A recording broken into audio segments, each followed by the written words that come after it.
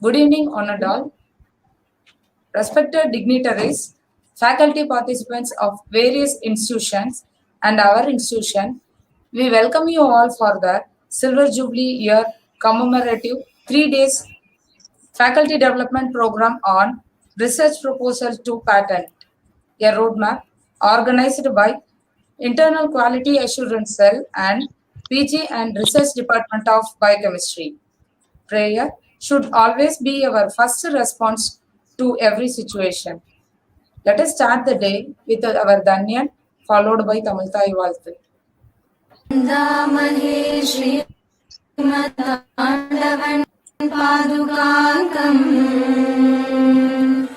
श्रीरङ्गक्षेत्रपवित्रोज्ज्वलपारिजातम् यत्र मानवाः सर्वे सन्मार्गदर्शिताः नित्यं पठन्ति ते विज्ञानकलाभाषाः पाठातिरिक्तविषयेऽपि प्रवृत्तास्ते सुशीलगुणावपि अनुचरन्ति नित्यम् नानाकलाक्रीडेष्वपि सुशोभिताः सर्वत्र सर्वदा ते आत्मप्रभावैः ओषधिवने स्थापित प्रयोगशालासु सम्यक् प्रकाशयन्ति ते स्वप्रभावम् अत्रैवाधीतयन्त्रविद्यासु निपुणास्ते विदेशेऽपि उज्ज्वलयन्ति शालाप्रभावम्.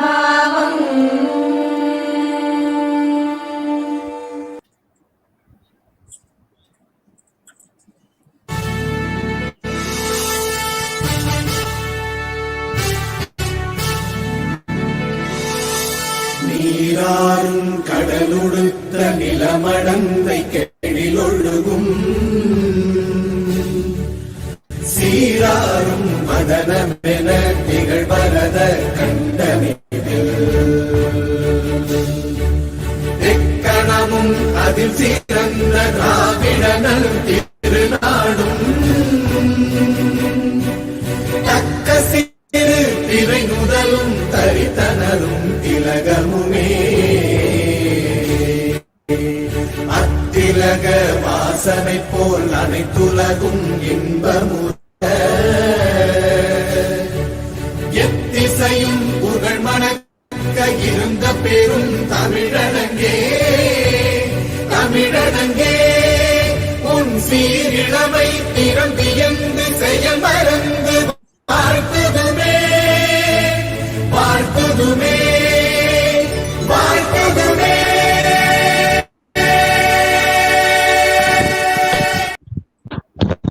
Thank you all.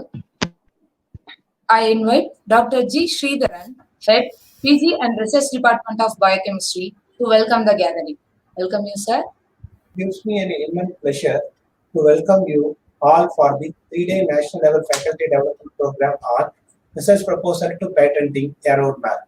I take this opportunity to welcome today's chief guest, renowned scientist, Dr. M.A. Akbarsha, Biomedical Scientist, Research Coordinator, National College, Trichy.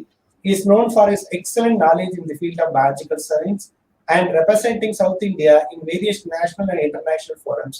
Apart from this, he is a man of humbleness and kind heart. I welcome you, sir. I welcome our Honorable Secretary C.A. Amangi V. Balaji to this FDP. He is a man of mission whose untiring effort makes this institution unique in academics and research. I also welcome our Director, Academic Affairs, Dr. S. T. Vidya, to this FDP. Our continuous support and motivation has made us to organize these kind of programs. I welcome you, ma'am. I also welcome our Vice Principal, Dr. M. Pichaimani, who provides support and guide in all our endeavors. I welcome our Dean Life Sciences, Dr. G. Jyoti, to this FDP. Our motivational force and guiding spirit helped us to carry out many activities in the departments. I welcome you, ma'am. I also welcome IPS Coordinator Dr. S. Krishnani for this FDP. I welcome you, ma'am. I also welcome the Controller of Examination, Head of the various department faculty friends of our institutions and other institutions, I welcome you all. It's my privilege to welcome all the faculties and research scholars who registered various parts of India to this FDP. I welcome you all. Because of organizing committee, IKC and Department of Biochemistry, I welcome you all for this 3-day faculty development program. Welcome you all. Thank you very much. Thank you, sir. I humbly request Dr. S. Srividya, Director Academic Affairs, to deliver the inaugural address. Welcome you, ma'am. Am I audible to you? Yes, sir. Yes, ma'am. May I pleasant good afternoon to one. Use the welcome address. I have in the hostel.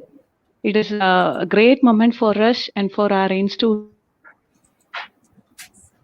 for this 3 days FDP program. Today, research without regular practice and a constant support, we cannot be able to achieve everything. I hope this for this need. Thank you one and all, and wish you all the best for the success of the event. Thank you. Introduce one of the finest research scientists of our era, Dr. M.A. Akbarsha, our distinguished chief guest for today's session. After completing his UG and PG, our guest of honor completing his PhD in the year 1980. He started his academic career as demonstrator in zoology at Jamal Muhammad College in the year 1970. After that, he, with his efficiency, attained several positions in various durations and always leaves a benchmark for the followers to achieve. And most importantly, continues to serve the student community with his vibrant positivity till date. His areas of research include endocrinology, reproductive biology, phytotherapy, cancer biology, obesity, in vivo and in vitro toxicology, alternatives to animal experiments. He published more than 250 research publications in peer-reviewed journals. He authored more than 15 review chapters in international editor publications. He attended more than 300 seminars, symposia, conferences, and presented papers, chaired sessions, delivered keynote addresses. He guided more than 22 candidates to their doctoral degree under his direct supervision, and many more with his illustrious knowledge. He operated several sponsored projects from UGC, DST, CSIR, ICMR, etc., and has been awarded grants for international collaborative studies from NIH USA and Komen Breast Foundation USA. This is in addition to more than 50 travel awards he already received. He visited countries such as Australia, Norway, UK, USA, Germany, Italy, France, etc., and also acted as a visiting professor to King Saud University, Riyadh, Kingdom of Saudi Arabia. He associated with the animal alternatives movement for well over the 2 decades. He has been propagating the message of alternatives in India in collaboration with DZF Switzerland, Interniche UK, iCare Italy, PETA India, HIS India, and PFA. Collaborating with People for Animals, Chennai, and Doran Camp Zindan Foundation, DZF Switzerland, established a national center on alternatives in India. He was identified as the Gandhi Gruber Doran Camp Chair, the fifth for DZF, and the first expert outside USA and Europe. He completed his terms as Director and Chair, Mahatma Gandhi Doran Camp Center for Alternatives in Bharatdasan University, Tiruchirappalli. He conducted more than 100 training workshops on alternatives to animal experiments with the experts from India as well as abroad, and popularized alternatives among academicians, scientists, and regulatory community. Over and above the service, original contribution to the domain of alternatives includes Hydra as an alternative model organism for environmental toxicity testing and risk assessment. I have given here a very few things in his vast achievements and laurels. Apart from his academic and research excellence, personally, he is a fine human being who always tries to give his best in each activity he accepts. With this very tiny introduction, I would like to welcome our guest of honor, Dr. M.A. Akbarsha, Biomedical Scientist and Research Coordinator, National College, Tiruchirappalli, General Secretary, Society for Alternatives to Animal Experiments, India, Editor-in-Chief, Journal of Endocrinology and Reproduction of SRBCE, founder and Gandhi Gruber Dorenkamp Chair, Mahatma Gandhi Dorenkamp Center for Alternatives, Bharatdasan University, former President, Society for Reproductive Biology and Comparative Endocrinology.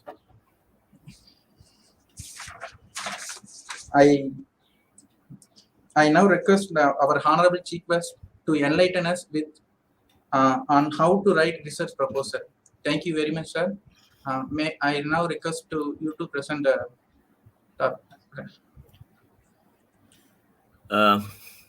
sir, the dice is yours. Okay.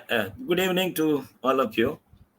I deem it a privilege, pleasure to be addressing this gathering and the delegates of this online program.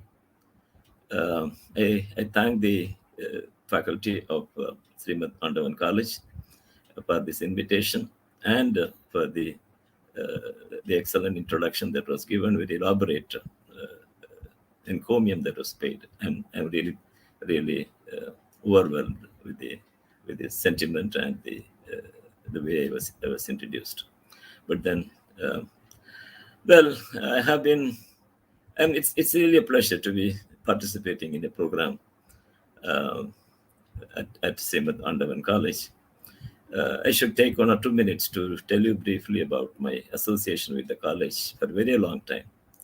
I remember the days when the college was founded long back, when at that time I was the Deputy Controller of Examinations at Bharatdasan University, and Professor Sekhar was the principal at those days. So it was a very good rapport association between the university and the Srimad Andavan College, and personally me as the Deputy Controller. And from then on, there has been a lot of association, lot of different kinds of associations with the college. So I have been the ethics committee member of the college for several years, and my interaction with the teachers of the life sciences have been always very pleasant and fascinating.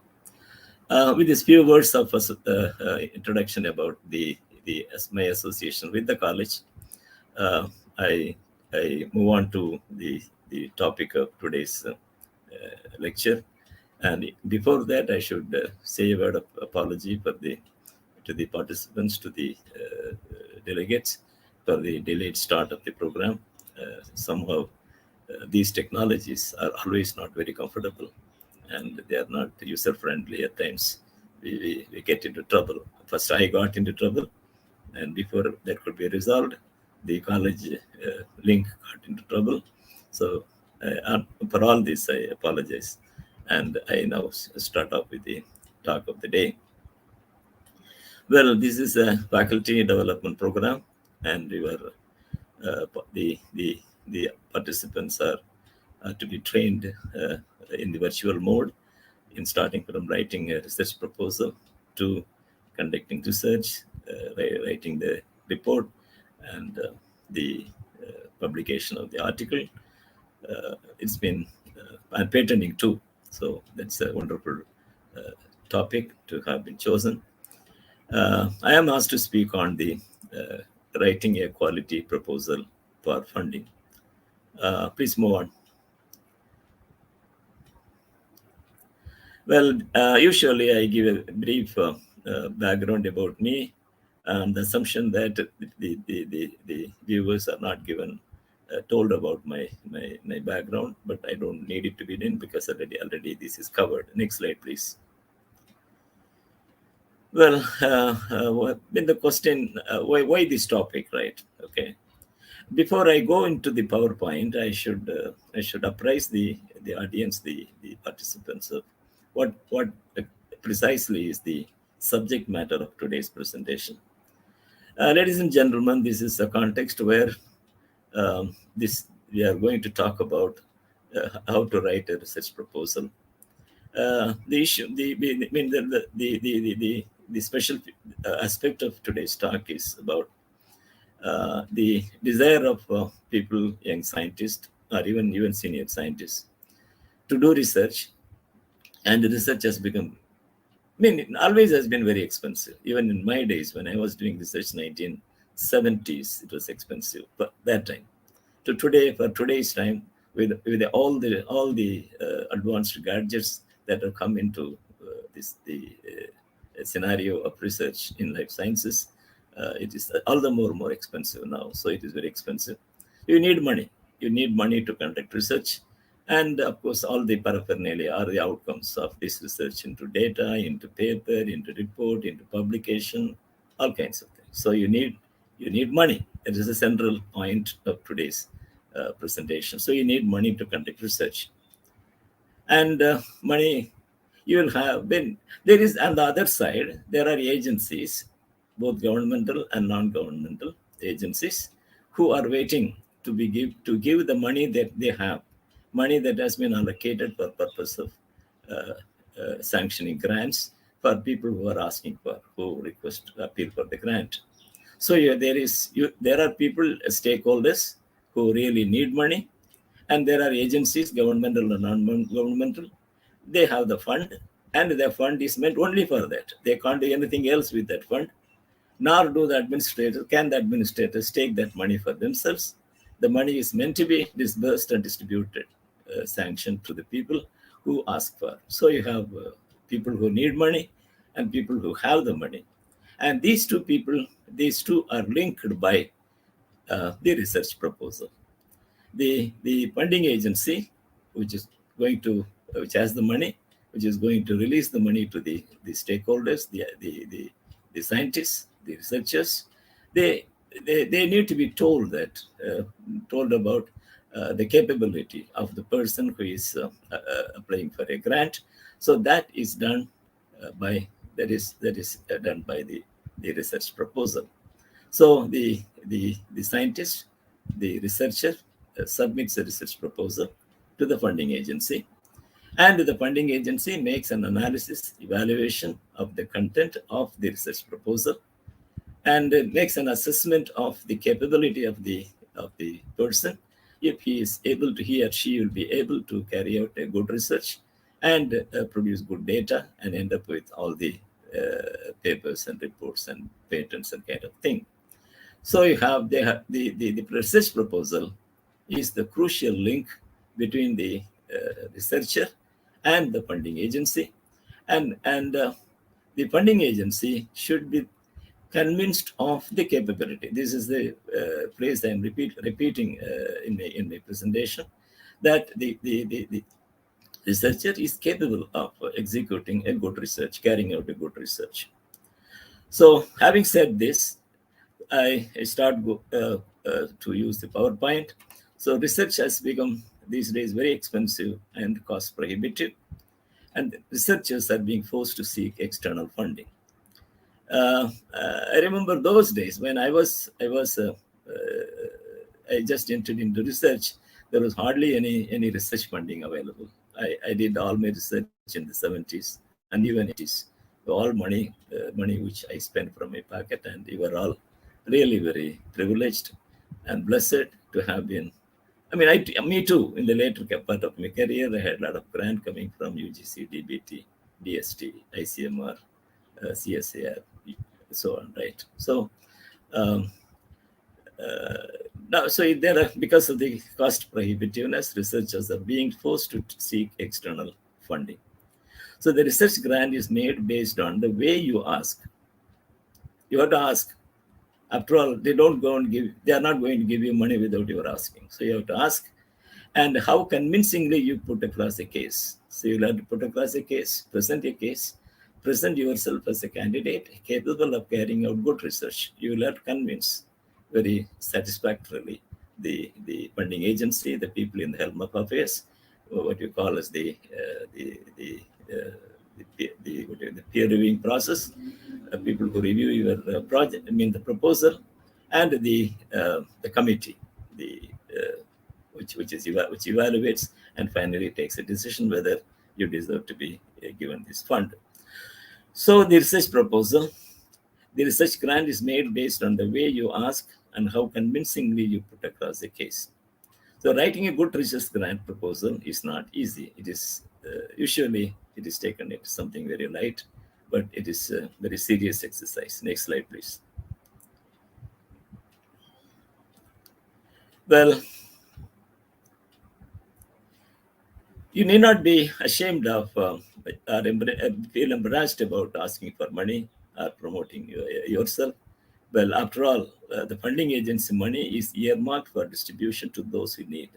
They can't do anything else with that money. The DBT has allocated several crores of rupees every year for to be disbursed as a research grant. They give notification, and you will have to submit a proposal. So you need not be belittled or ashamed or embarrassed to be applying for a grant. It is money. Money is meant for you, and you'll have to prove your worth. So do not feel ashamed or embarrassed about asking for money or promoting yourself. After all, the funding agency money is earmarked for distribution to those who need. If you do not ask for the money, you will never be offered. You are not going to be offered money. Of course, it can happen in extraordinary cases where there are some identified topics which only can be conferred on certain people who will be capable of doing that kind of research. That is very exceptional. Otherwise, you will have to put up a proposal, and only based on the level and the quality of the proposal, the money will be disbursed. So, if you do not ask for the money, you will never be offered. And if you don't succeed at the first attempt, try again and again, and do not give up. This is a watchword. You are not going to get the money when you put up the papers for the first time. Perhaps you will have to do it many times. And those they are really very efficient, really who can give a convincing case to the peer reviewers and the task force. You may even get the money at the first time, at the first instance, but usually first two, 3 times you will have to be missing the bus, and then you will learn to present a better case, and you can be successful in availing the money. So you learn from the feedback. First time it is rejected, you look at the comments of the reviewers, comments of the task force, and when you submit the next proposal next time, you will have to improve it, and you do it many times. Please change. Next slide, please. I had today morning I was just going through.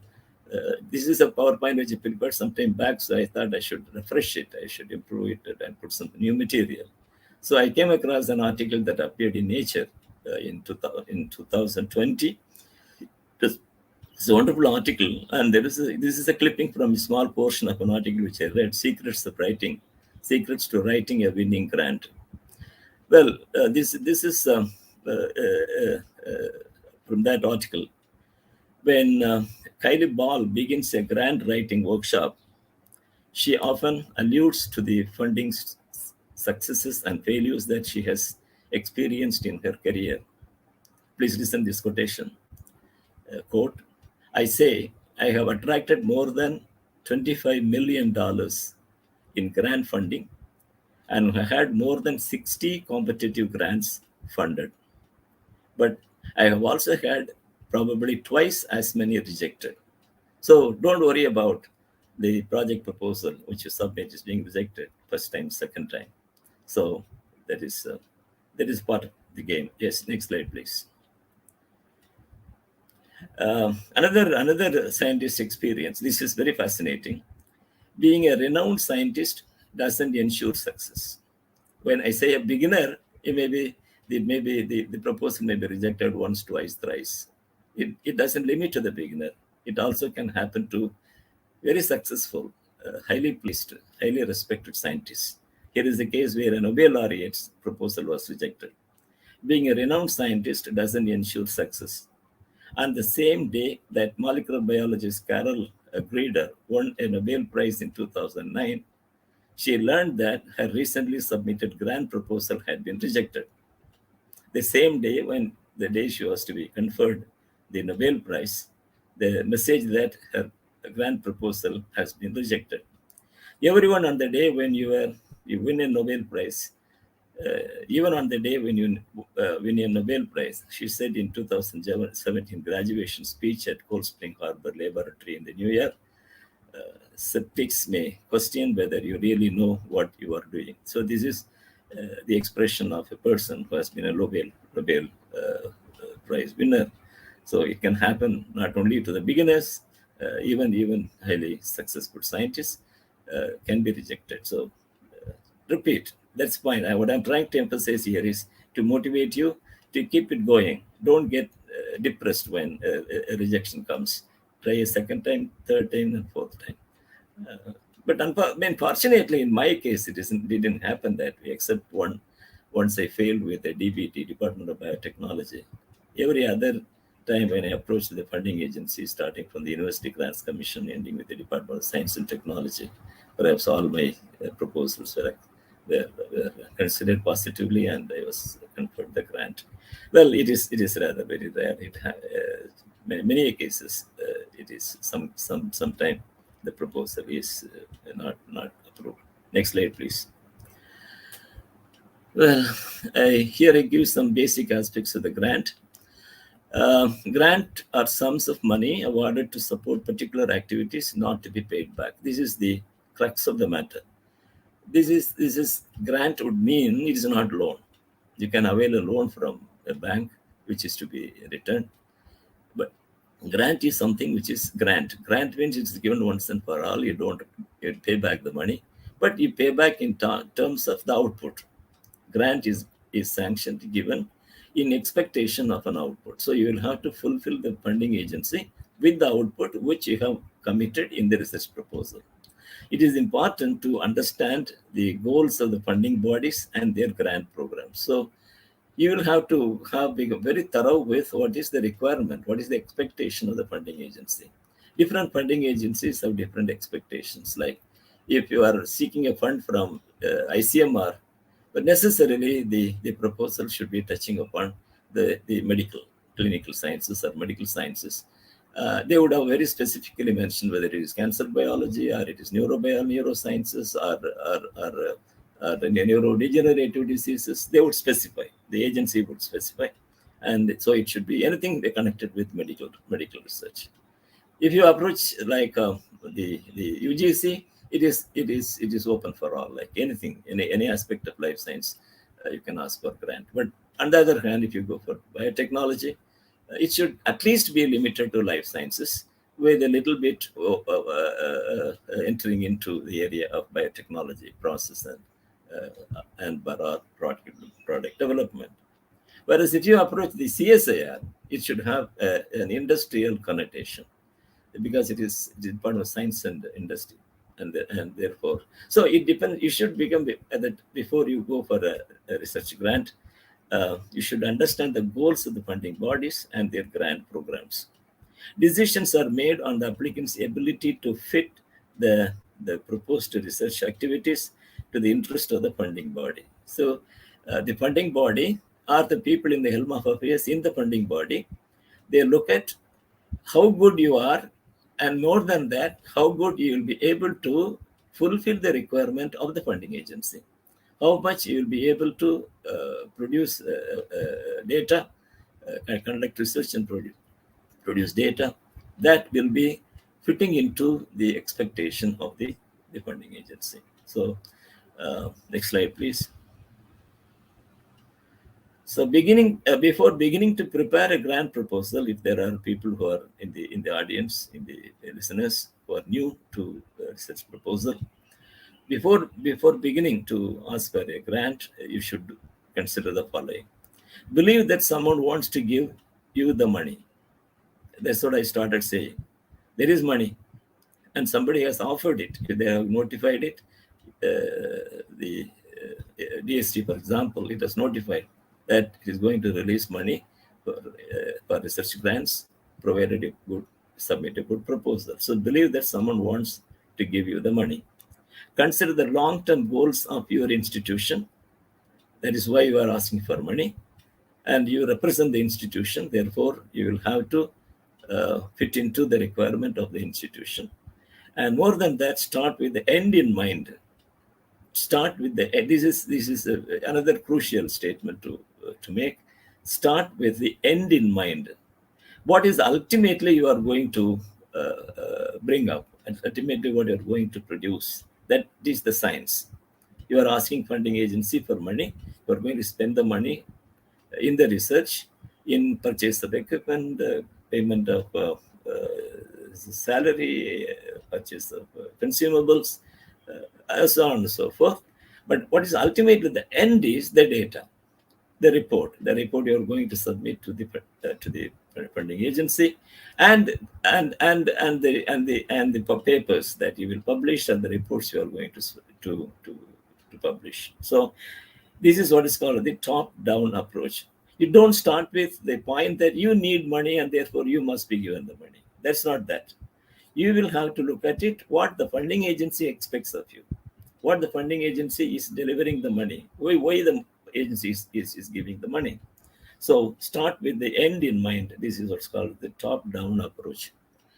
Identify yourself, your strength and weaknesses.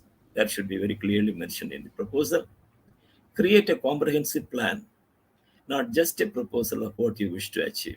Some people give a list of points which will explain what you would intend to achieve, but that's not the case. It should be a proposal, a comprehensive proposal, complete in all respects, so that the funding agency is fully convinced of your capability, efficiency in handling this project and conducting the research. Next slide, please. Funding bodies look for good researchers. You should always believe that.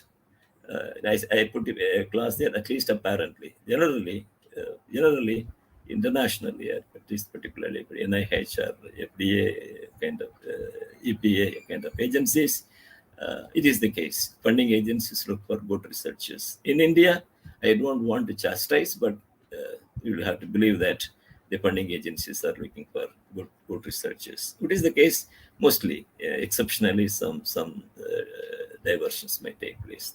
Think of them as potential investors in you and your ideas. This is another very good phrase. The funding agency is an investor. He is an investor not in terms of output or returns in the form of money. In the case of investment, generally we look at it as something which is returned in the form of money. Money is invested, and you have to earn money and make it many times, multiply it 2 times, 3 times, 4 times. That is generally the definition, the expectation of investment. But here it is an investment in terms of intellectually. The funding agency is trying to develop some intellectuals, research scientists, in the interest of the country at large.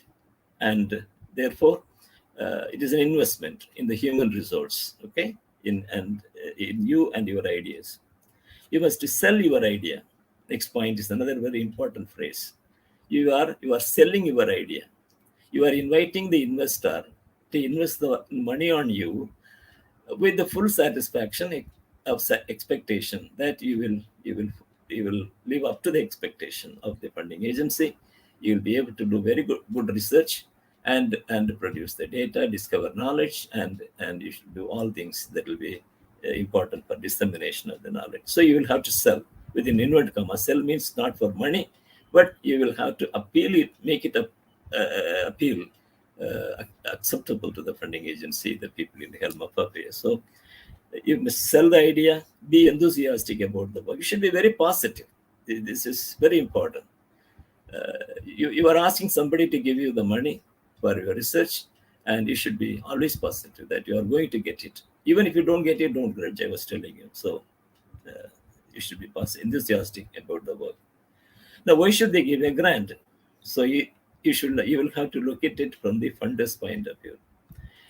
We always look at it only from our point of view. I need money. Funding agency has money. So I have a proposal. You should give the money to me. This is not exactly the case.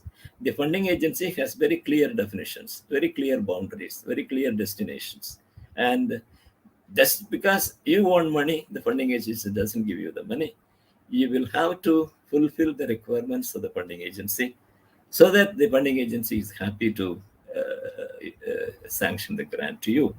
So why should they give grant? See it from the funder's point of view. Remember that you are not begging. This is the other side of it. Don't lie low. Don't go too low. You are not begging. You are right royal. You are asking for the money which is due to you in view of your capability, your potential. So that should be the kind of confidence you should have in asking for the grant. So what is that? You have ideas. they have money. Keep this in mind. You have idea, the funding agency has the money. These two should match. Next slide, please.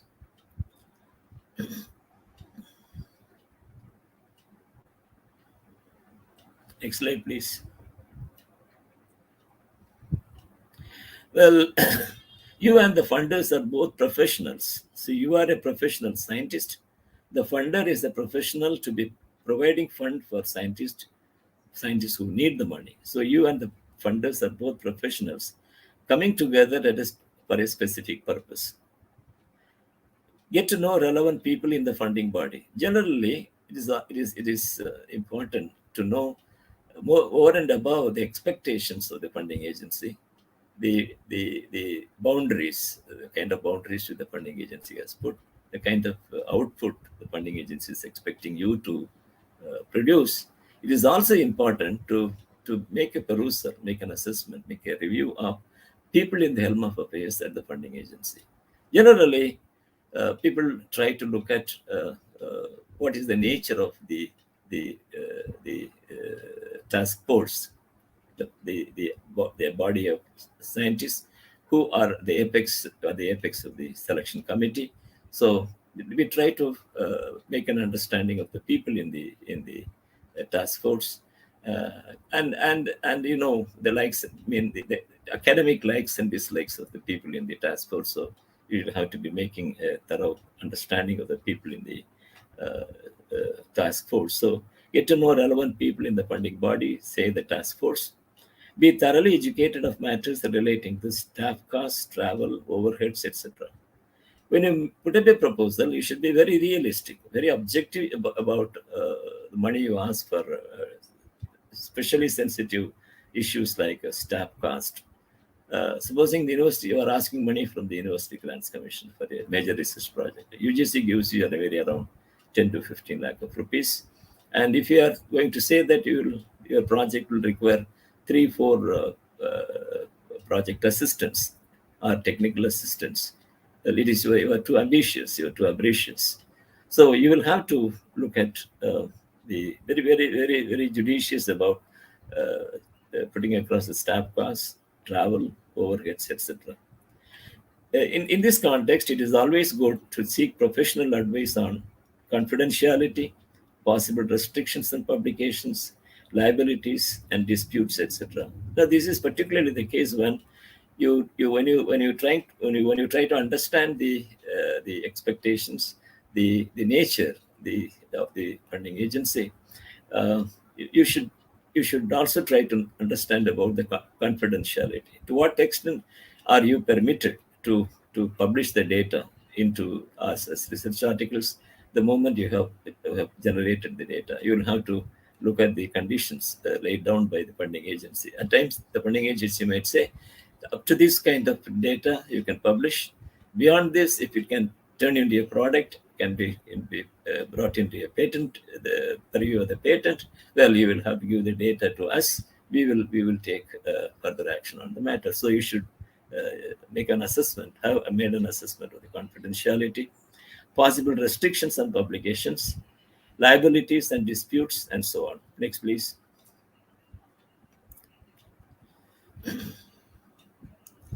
And please, you will have to be little bit of knowing about the fact that I used to always tell this when you talk about the thesis, we put that much effort. Really, we should put effort. I don't discourage. You will have to really put a lot of effort in bringing about a good thesis in its fullest complement. But at the same time, I used to tell my students that it is going to be read by only 3 or 4 people.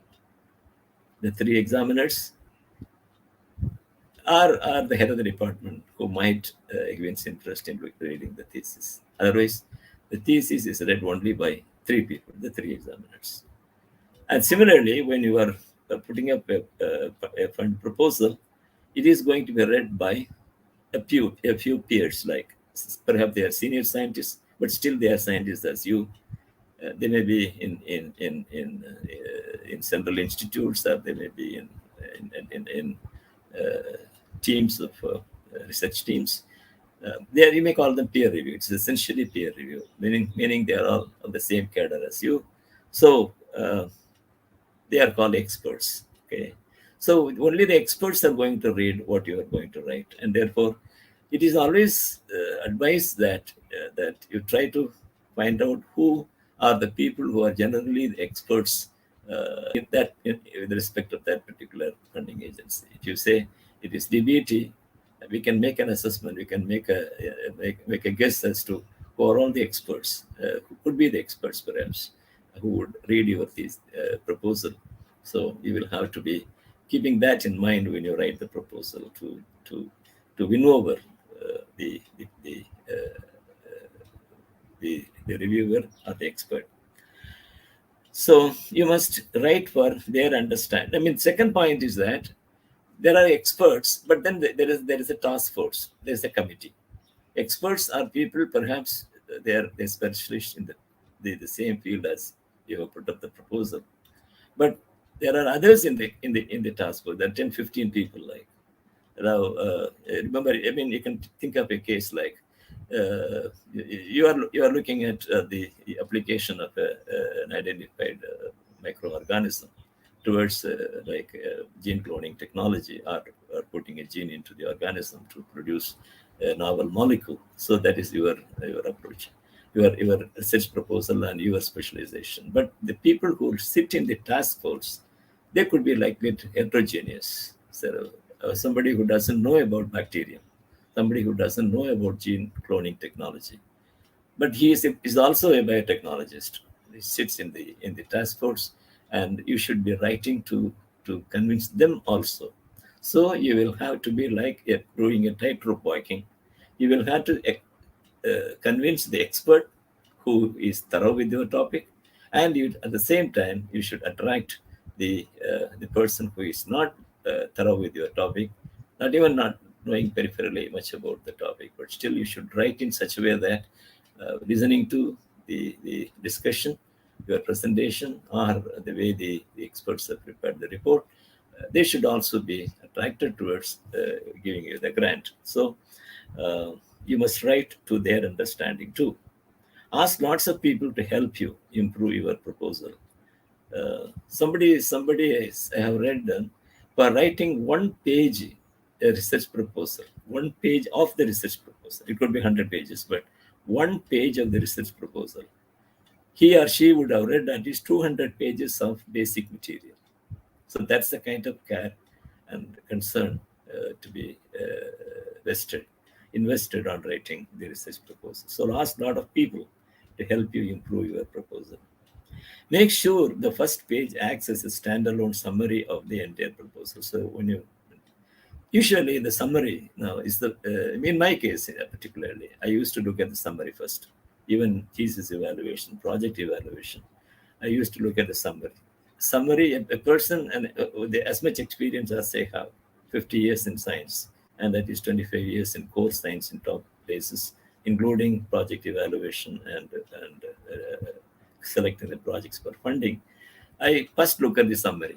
The summary tells me, it reveals to me how good are you as a good scientist, or how you are not going to be a good scientist.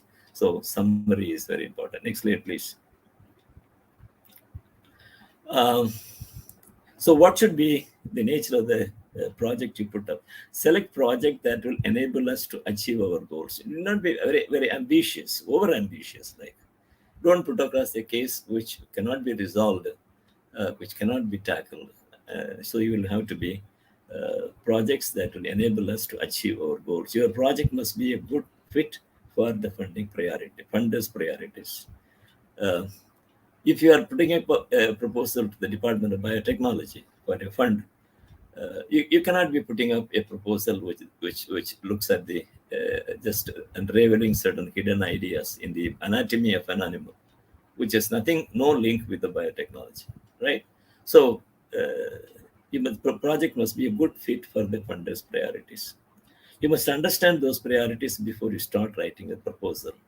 So you should look at the funders' website about priorities, history, etc., strategies of annual reports, speeches, presentations by top officials. This is important. You should be listening to or reading the expressions, the points of the like Department of Biotechnology, Secretary, Department of Biotechnology, or Chairman, University Grants Commission, uh, Chairman, DST, like CRB. The way they are, I mean, they would be telling press, telling audience, telling students what is the what are the priorities of that funding agency. So you should be able to understand, realize what would be the kind of things you write for writing, inputting across the project. And we should read very carefully the funding opportunity announcement. Next slide, please. So this is a very important statement.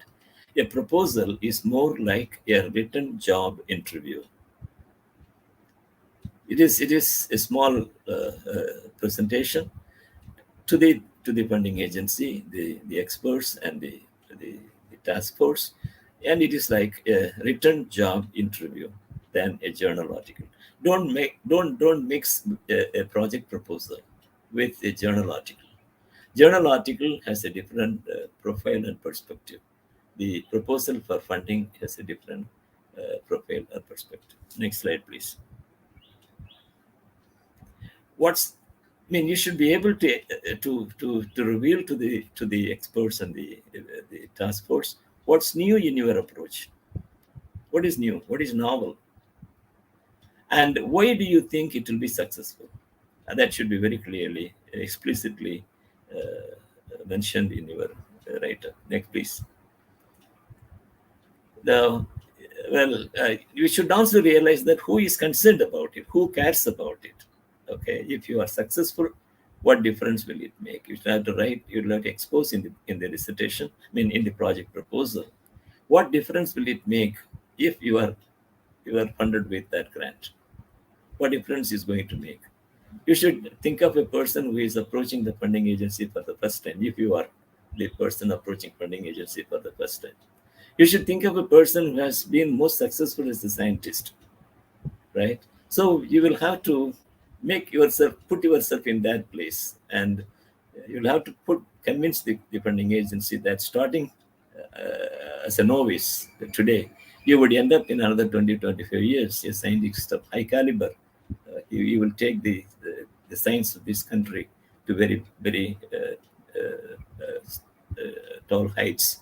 That's important. So if you are successful, what difference will it make? That should be emphasized in the project proposal. Next, grant proposal. Next. Well, there are two ways of writing generally, like persuasive writing and expository writing. Expository writing, it usually goes by past participle tense. I have conducted this experiment. It is based on the theory of science, and here is what I found. That is the way you write in the past participle tense. It is expository writing, and this is written in the past tense. And in the persuasive writing, it is you start writing that is this written in the present and or in the future tense. I want to conduct this experiment. It is based on the theory of science, and here is why you should give me the money to do this. So expository writing, past tense or past participle tense, and persuasive writing, present or future tense. The expository writing is the way you approach your research article when you publish a paper, whereas persuasive writing is the language you adapt when you put across the case for a research grant. So, right, next slide, please. Each funding agency and for each context, there is a prescribed research proposal format. You know that. You have to become thorough with the requirements. First, you must research. This is another important phrase. You must research the funding agency and their prescriptions. You should research. Make a thorough understanding, analysis of the funding agency, its composition, the people in the helm of affairs, its expectations, definitions, you will have to become very familiar with research. Try to understand lot about the agency itself, and then you reflect all the requirements of the funding agency, the nature of the funding agency, the people there in your write-up. Next slide, please. Well, a research proposal, we are coming into the topic. Various terminologies is used to mean a research proposal depending on why the research is carried out. You can call it a research outline. You may call it synopsis of research. You may call it plan of research. You may call it research project proposal, research proposal, or a project proposal, etc. And it's a blueprint of the future activities of a research project, some sort of preconceived framework for starting the activities. So this is what precisely a research proposal is. Next slide, please. Well, the research proposal deals with the ideas of the researcher about what research he or she wants to do, what objectives and methodology she has set, how much of time and resources are required to complete it, how the research funding are going to be findings are going to be reported, and so on. So you should be thorough with these background informations about the proposal. It is an individual's or a research institute's formal offer to produce a product or render service to a client in response to a request from the client. And it should have work plan, prospects, outline, and statement of intent. I mean that's to come. In short, it is essentially a work frame for executing the research. Next slide, please. A research proposal is intended to convince others that you have a worthwhile research project and that you have the competence and the work plan to complete it.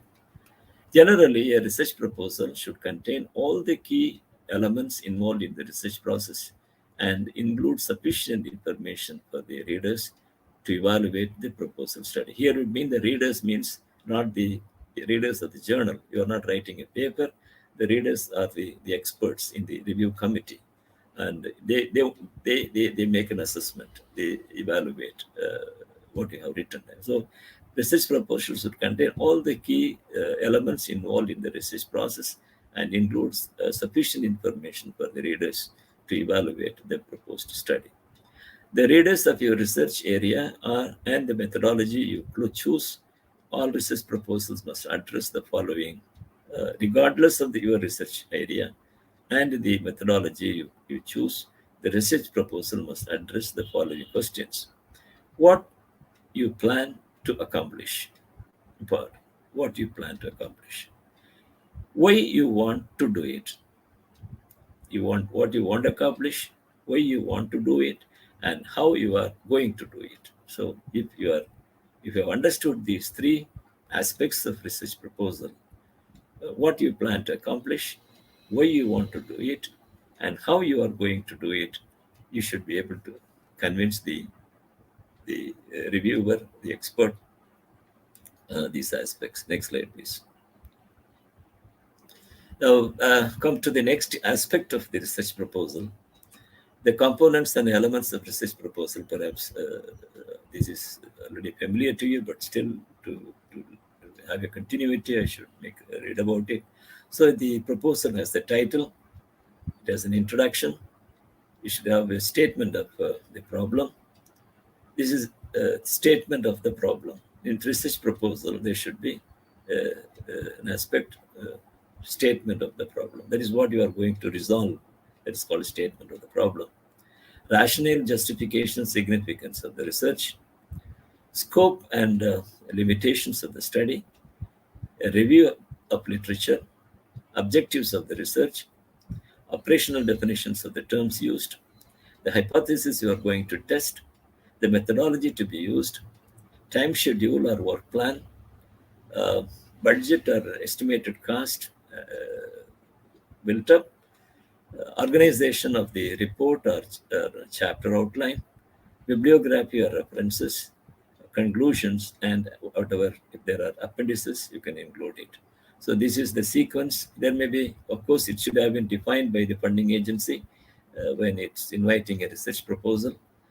They would have listed out how the proposal should look like. Generally, research proposal should have these components. Next slide, please. The proposal should have sufficient information to convince your reviewers that you have an important research idea, that you have a good grasp of the relevant literature, and a good grasp of the major issues, and that your methodology is sound. Next slide, please. Next slide. So there should be a title. The title must be clear, concise. Concise means it should be brief as possible, but as explanatory as possible as well.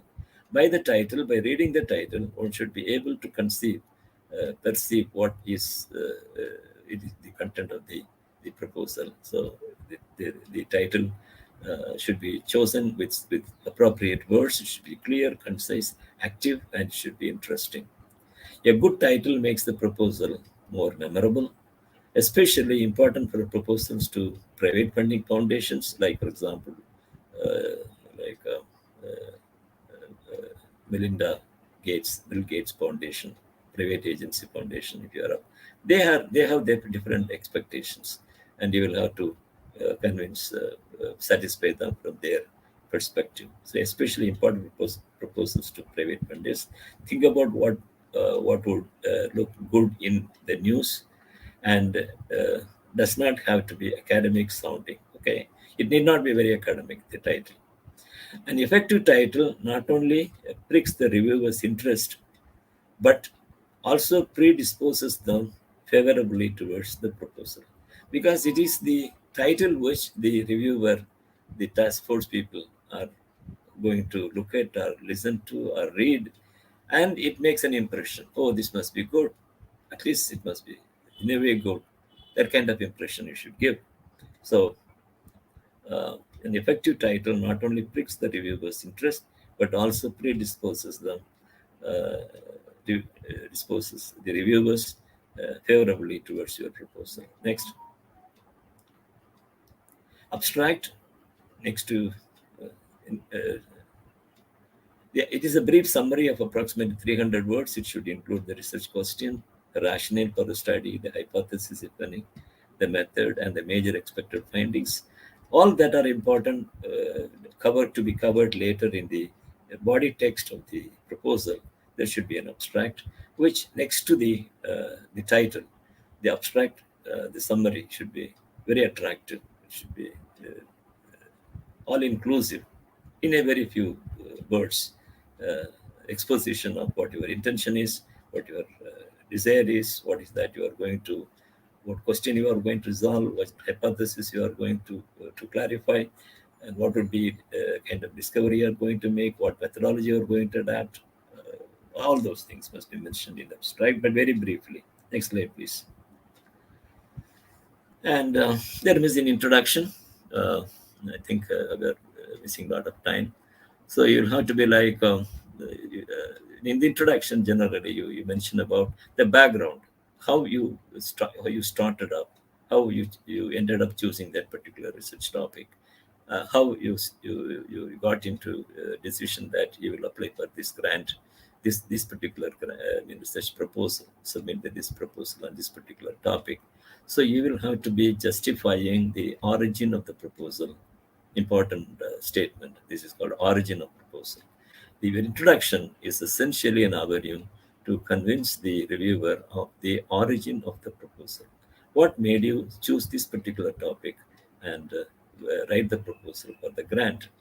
And you will have to look at the overview of the questions to be asked, steps to be taken, and elements of the step. What I'll do is I can share, I can give this PowerPoint to Sridhar, and allow him to distribute all the participants. You can read it thoroughly because it's very elaborate. Next slide, please.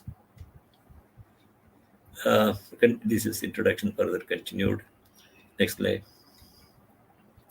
Further to the elaboration of the introduction. The main purpose of the introduction is to provide the necessary background or context for your research problem. How to frame the research problem is perhaps the biggest problem in proposal writing. First, try to place your research question in the context of either the current hot area or the older area that remains viable. These are two ways you can look at it.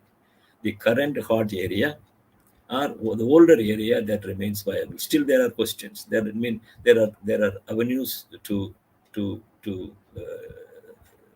discover, avenues to get into, to bring about. So either ask a new question or an arising question, or go into the already published literature, already reported discoveries. We'll try to find out certain slots in it, certain open areas in it, and answer the question.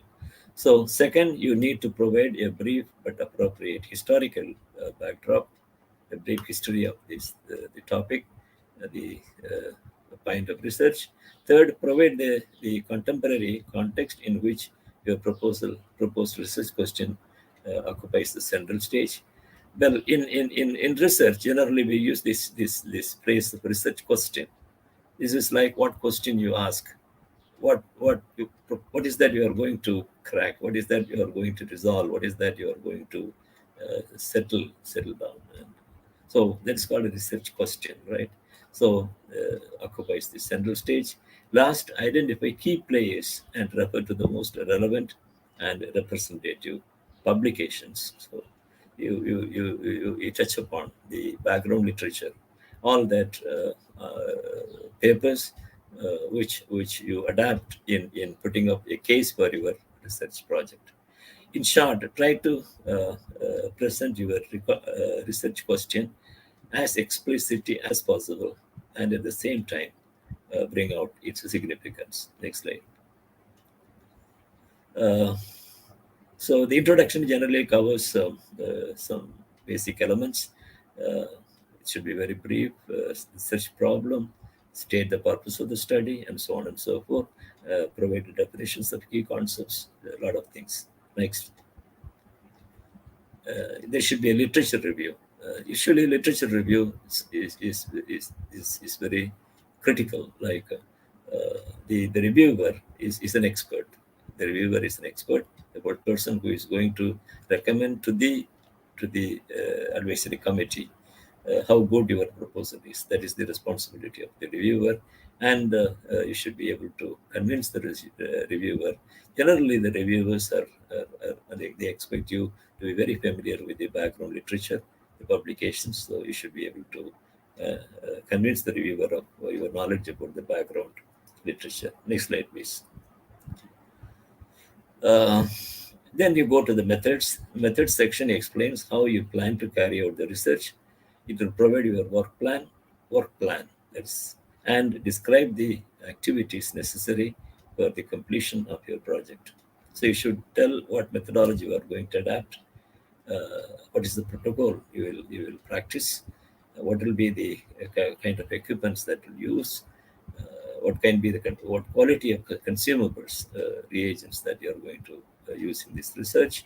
So the method section should be very clear about these requirements.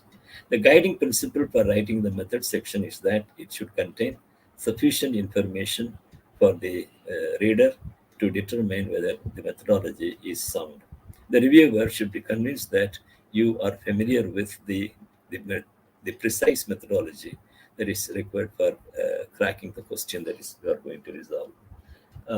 Supposing like you are choosing a methodology which is an age-old methodology, whereas the more recent and more productive and more elegant technologies have come up, methods have come up. If you are not adapting that technique, well, you are not proving yourself good to the reviewer.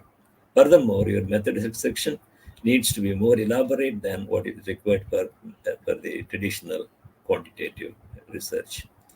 More importantly, the data collection process in qualitative research has far greater impact on the results as compared to quantitative research. You should be very clear about the nature of the research, whether it is qualitative, it has got very specific pattern of approach, or it is quantitative, you'll have to be adapting those particular methodologies to look at to put to use the quantitative research. Next slide, please. The next slide. You can little skip. Next slide, please. How to expect the next methodology. You are not going to write the result. When you write a paper, even the after methodology section, you go for writing the results. But here you don't have results. The very purpose of putting the proposal is to conduct a research, generate data, and to publish a paper. And therefore, you do not have result. But what you should do is, you should be able to tell what is the expected outcome. Remember this phrase: expected outcome, expected result. Obviously, you do not have result at the proposal stage. However, you need to have some idea about what kind of data you will be collecting and what statistical procedure will be used in order to answer your research question or test your hypothesis. So you have now introduction, and then methods, and then outcome or expected results, and then you have to do a little bit of discussion. It is important to convince your reviewers of the potential impact of your proposed research. That is discussion. In paper, the discussion has a different connotation. Here in the research proposal, the discussion is something which is going to convince the reviewer that in what way the data you generate, the research, the discovery you are going to make is going to, what kind of impact it is going to make in science or make to the society. So that's the way you do the discussion. Next slide, please. After that, you go for a conclusion. State about the feasibility of the feasibility. That is what you do in the conclusion. You have written about the research question. You have mentioned the hypothesis. You say this is the hypothesis and I'm going to test it. And then you have described the methodology or the procedure that you will adopt to resolve this question. You have given what the expected outcome is and given a brief discussion. And finally, you go for a conclusion. State about the feasibility of the proposed research, that it is possible. You write very ambitiously many things, and perhaps the reviewer might end up saying, making an impression that you will not be competent enough or capable enough to resolve this issue to do so much of work. So they say they reject it at that stage. Too ambitious, right? So you should have to say the feasibility of the proposed research study and the challenges. I mean, what are all the issues you might face? Like today, when I publish these days, when I publish papers, the reviewer sends the paper. This is not, of course, project, but reviewer. The reviewer sends back with asking me to do a small additional experiment. So today, in the days of Corona, I'll have to tell the reviewer that it's not possible to do it at this present context. I don't get the chemical. I don't get access to the labs. So you'll have to bear with me. Maybe I'll do it in the next paper, kind of thing. So challenges, okay, that you have to be mentioning. Upcoming treats or difficulties and hindrances, make then a conclusive remark. And then you have to give the bibliography or the references. I don't know how many of you are familiar with the difference between bibliography and the references. For those who are not familiar with, bibliography is something where you are listing all references which are pertaining to that particular topic. Whether you have relevance in citing it or not, you'll have to cover the bibliography. But references means you have listed some articles in the body text of the proposal, the research proposal, and you list out those references and guide the references to the reviewer that you are familiar with. You have given the references in the form that is prescribed and with all the details that is required. Next slide, please. Budget, the crucial part of it. Very often Many projects fail here. The budget and budget justification, some of the most important components of grant proposal. This is true regardless of whether the proposal is for internal or external funds. So the budget should reflect all the anticipated costs of the project in a very practical way. That's important. It's a very practical way. And the proposal reviewers generally use the budget as one criteria to determine whether or not investigator is fully aware of the requirement of the program. Funders are unlikely to fund proposals that purpose to do too much with too little money, and vice versa. If the funding agency or sponsor has a limit or grant request, adjust the scope or target of your proposal to fit the resources you may obtain. I mentioned, remember, earlier time, if you're a candidate for a grant from University Grants Commission, don't ask for a crore. University Grants Commission never does give a grant unless it is a very, very special identified topic which is conferred on a reputed or renowned scientist. Generally, when University Grants Commission is inviting proposal, you will have to perhaps limit it to maybe 25 lakhs. They will sanction 15 or 20, right? So you will have to be very, very objective in putting the proposal. If you ask submit a proposal to the SCRB, for example, DST, you ask for 10 lakh rupees to SCRB. You are wasting the time of the reviewers and the task force.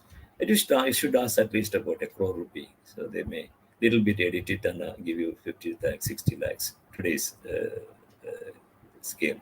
So you will have to be very judicious about putting up projecting the budget in terms of the prescription of the funding agency. Next slide, please. I'll skip this. Okay, next. I mean, this is details like, what are all the heads under which you will ask money, like equipment, supplies, travel, all kinds of equipment, like publication cost, stationery, so on. Right. Next slide, please.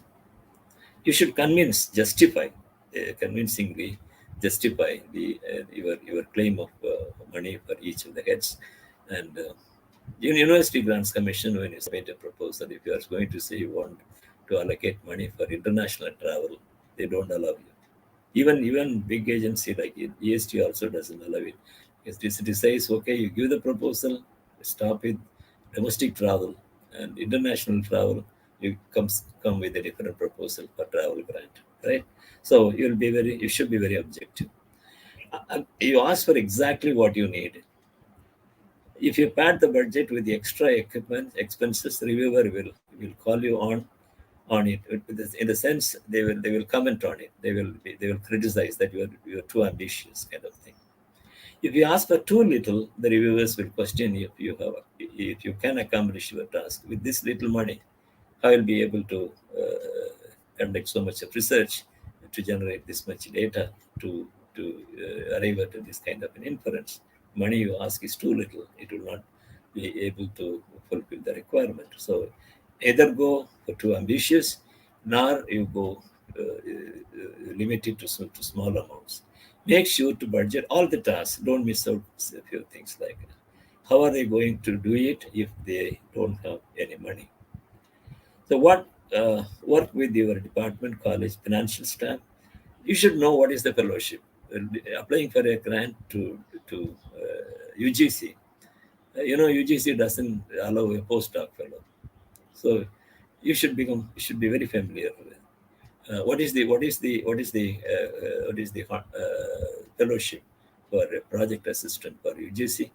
What is the amount of money paid as salary to a technician?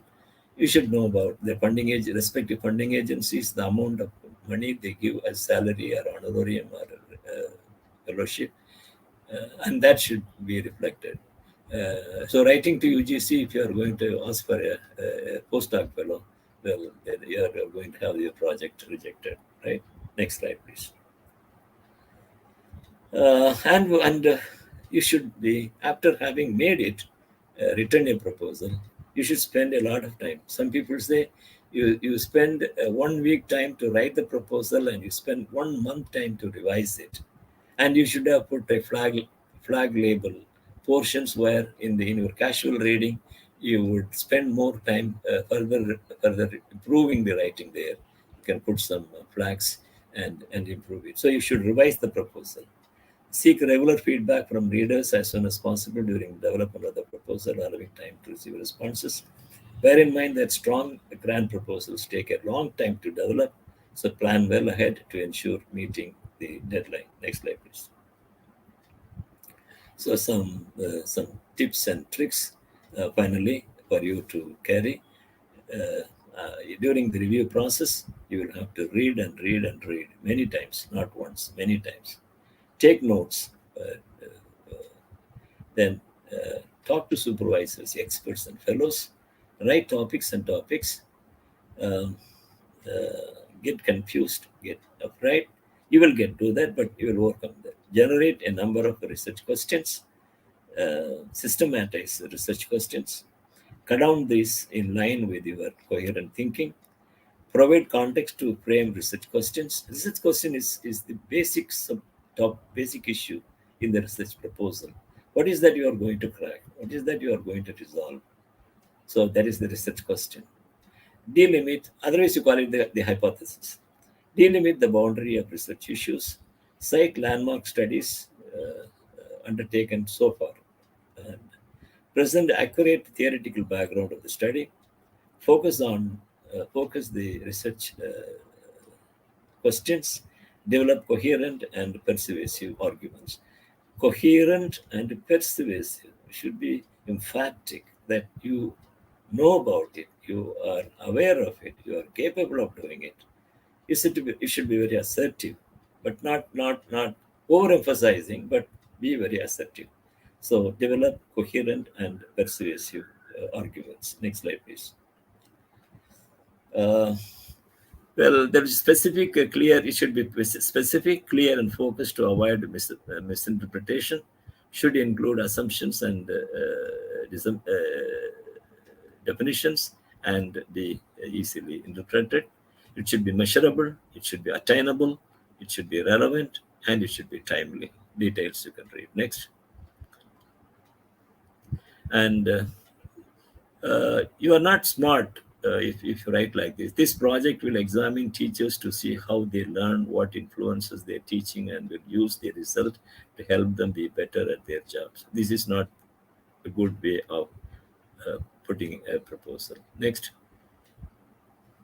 It should be a little more elaborate. A smart way of doing it is you will have to say what is exactly what you intend to do, how many schools you are going to visit, what subject teachers you are going to involve, how many students going to be associated with this, how you go about doing it. Everything must be put in a nutshell. So that is a smart way of writing the project. Next. Well, don't use big words like unnecessarily. Don't use big words. Like for example, this project will elucidate the theory of science. This is too horrible to say that. It's too generalization a statement. This project will elucidate the theory of science. The broader impact activities will allow the students to experience visual impressions of a working lab. That is too bad. Too bad to say that you are going to resolve this. Hitherto, the theory of science was driven by. These are expressions which you should strictly avoid. Next, please. And you don't use this what's called grandiose language. I mean, wording that are bombarding. Like the proposed project will revolutionize the field of science. Don't claim you can't do it. You can't do it at all. Next slide, please. There are certain things to do, and there is yes, and things which you don't do. There's no. Next. So common mistakes in proposal writing: failure to provide the proper context to frame the research question, we are not providing the context. Failure to delimit the boundary conditions for your research, failure to cite landmark studies, failure to accurately present the theoretical and empirical contributions by other researchers, failure to stay focused on the research question, failure to develop a coherent and persuasive argument for the proposed research, and so on. Next. Do's and don'ts. Produce or prepare a professional looking proposal, make it interesting, make it informative, meaningful, make it easy way so as to make reading interesting. Present content in a page. Use clear headings and subheadings and so on. Don'ts. Use no word which you do not understand. Use of difficult word unimpressive to the reviewer committee. Language should be very selective, very careful. Your words and sentences must be very accurate and very fitting to the context. Next. Clear, clear and concise title, and certain things like after having done this, you are typing it or printing it in the computer. You should be doing like a clear title. Wherever needed, make it bold, italicize, or underline key points. You should graphics and tables, summarize. Don't write long sentences. Cut them into small sentences. Have a clearly defined structure, right specifically to the review criteria. Next. Well, experienced scientists suggest studying successful proposals, which can often be acquired from trusted colleagues. I mean, beginners is always good.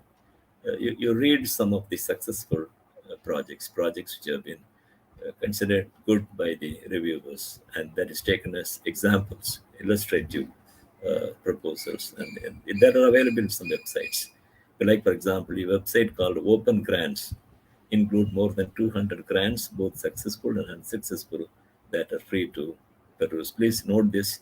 This is a website called Open Grants. So you can familiarize with what has made some projects as model projects, model to emulate and to practice, and what has made some other projects as failures, or not successful. What's the wrong with the writing in that proposal?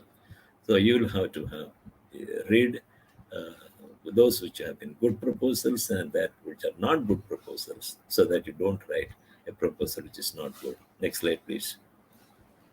So, having said all this, I am coming to the end of the presentation. What I'm projecting now is like the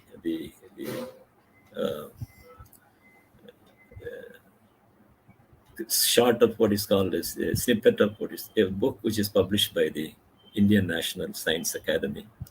This is available to download, freely available to download. You can ask for Dignities for Success in Academia, a guide for young researchers. Many of the things which I spoke until now were picked up from this book, but it is more exhaustive and very elaborate, and I would like you to get access to this publication, electronic publication published by the Indian National Science Academy, that will further strengthen you in terms of your preparation for asking for a research grant and conduct research and then publish papers. All details are presented in this ebook. Next slide, please. And that is how you climb up. This is actually a picture adapted from that book. You should have to develop into a good scientist. You should have a passion and motivation. You should have been doing a lot of reading, writing, and communication. That's step by step. Okay, you involve in you nurture good mind and good company, perseverance and discipline, and that finally takes you to academic fulfillment. Please absorb this, and keep this in mind, not only in terms of availing a research grant, but in terms of developing you into a scientist and a scientist of high caliber. Next slide, please. Well, having said all this, I want to end up quoting Albert Einstein, education is not the learning of facts, but the training of mind to think. So this is what you as teachers are going to be involved in, you as scientists are going to be involved in. And I wish all the very best and success as beginners in science. I think most of you who are attending this program are either beginners or halfway through and not the other end of the research career as I am. So I wish you all the very best and a good career as scientists. And I wish many of you who will be approaching funding agencies for research grant, I wish you all the success. Thank you very much. As I said, this will be PowerPoint will be provided to Sridhar and he can share it with all the participants. Thank you so much. If there are points to clarify, you would like to, I'll be happy to do that.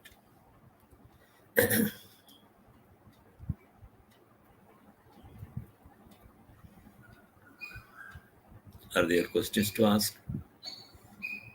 Perhaps those who are asking questions, is there a chat box here? If there are not chat box, then you will have to unmute your mic and then come out with the points you want to clarify.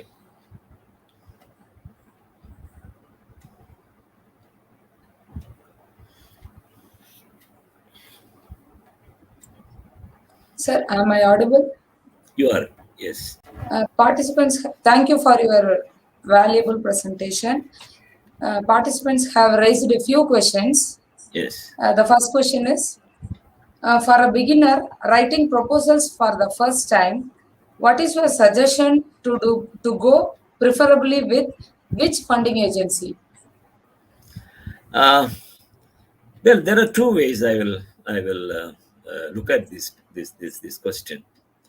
One is to make it beginning be very humble. I did it that way. When I was developing into a scientist, I first made a proposal to the University Grants Commission, which entertains a fairly good number of grant proposals and awards grant. So I started with the University Grants Commission, and then when you are successful, you have built up confidence. Then you go for the higher level. Like I went into the next step. I went into CSAR and ICMR, and then I went twice to the Department of Science and Technology. And I told you I failed with the DBT. That's a big story. Maybe I should take another to explain it, but I don't want to. I never availed a grant from DBT. I got frustrated with my first experience. I should not have done that, but I did it.